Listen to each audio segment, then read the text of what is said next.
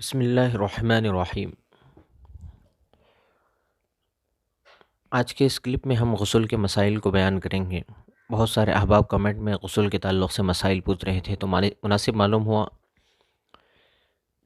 کہ ایک غسل کے مکمل مسائل کو ایک کلپ میں جمع کر دیا جائے۔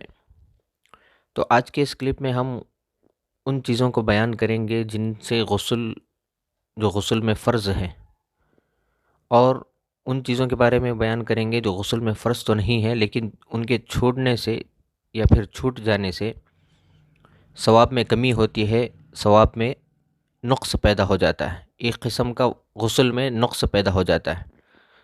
اور اسی طرح غسل میں کیا کیا چیزیں نہیں کرنی چاہیے، کن چیزوں سے بچنا چاہیے، ان چیزوں کے بارے میں بھی آج ہم انشاءاللہ بیان کریں گے۔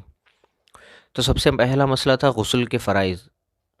فرض کا مطلب یہ ہے کہ یہ ان چیزوں میں سے اگر کوئی ایک چیز بھی چھوٹ جائے تو غسل ادا نہیں ہوگا۔ فرض کا یہی مطلب ہے۔ جیسے غسل کے 3 فرض ہیں۔ سب سے پہلا فرض ہے منہ بھر کر کلی کرنا، دوسرا فرض ہے ناک کی نرم جو ہڈی ہے وہاں تک پانی کو پہنچانا، تیسرا فرض ہے پورے بدن پر اس طرح پانی بہانا کہ بال کے برابر بھی کوئی جگہ خشک نہ رہے، سوکھی نہ رہے۔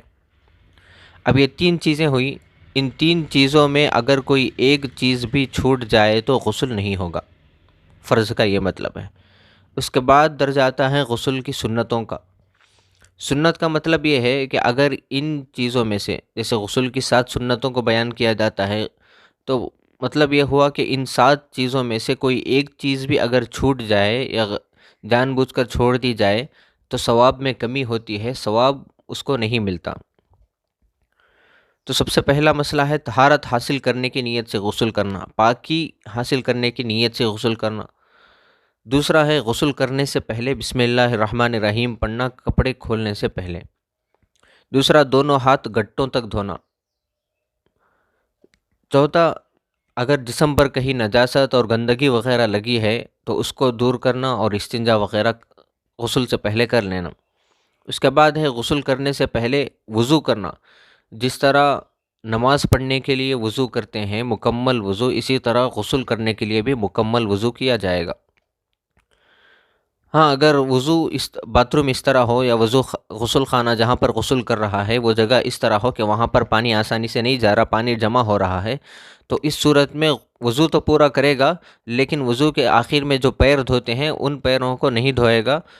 پیروں کو دھوئے بغیر پورا وضو تو مکمل کرے گا، سر کے مسا تک، ہاتھ دھونے سے لے کر سر کے مسا تک وضو تو کرے گا، لیکن اس کے بعد غسل مکمل کرنے کے بعد، پورا غسل ہونے کے بعد باتھ روم سے باہر آنے کے بعد پیروں کو دھونا پڑے گا۔ یہ ایک مسئلہ۔ اس کے بعد مسئلہ ہے 3 مرتبہ پورے بدن پر پانی ڈالنا۔ ایک مرتبہ ڈال لیا تو ہو سکتا ہے کوئی جگہ سوکھی رہ جائے، دوسری مرتبہ ڈال لیا تو وہ جگہ اچھی سے دھل جائے گی، تیسری مرتبہ ڈال لیا تو آدمی کو کوئی شک باقی نہیں رہتا کہ بدن کے کسی حصے پر پانی نہیں بہا ہو۔ جو جگہ پہلی مرتبہ سے باقی رہ گئی تھی وہ دوسری مرتبہ پر ہو جائے گی، دوسری مرتبہ پانی ڈالنے کے بعد بھی جو بدن پر سوکھی جگہ باقی رہ گئی تھی وہ تیسری مرتبہ ڈالنے سے مکمل ادا ہو جائے گا۔ تو اسی لیے کہا جاتا ہے سنتیں جو ہے وہ فرض کی تکمیل کے لیے ہوتی ہیں۔ فرض میں کوئی کمی بیشی رہ گئی تو سنتوں کے ذریعے سے اس کو مکمل کیا جاتا ہے۔ اس کے بعد جہاں جہاں پر پانی نہیں پہنچتا ہے، جیسے گھٹنوں کے پیچھے کا حصہ، پیر اگر فولڈ کر کے بیٹھ جائیں تو وہاں پر پانی آسانی سے نہیں پہنچتا، اسی طرح بغل کا حصہ اور اسی طرح ناف اور کان کے اندر کا حصہ اور گردن کے پاس کا حصہ، وہاں پہ پانی نہیں پہنچتا ہے تو ہاتھوں کے ذریعے سے مل کر پانی کو وہاں پر پہنچانا۔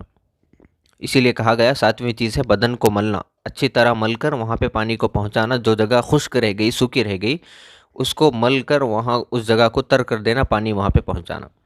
اس کے بعد درجہ آتا ہے غسل کے مکروہات کا۔ مکروہات کا مطلب یہ ہے کہ ان چیزوں سے بچنا چاہیے، یہ چیزیں غسل میں مناسب نہیں ہیں۔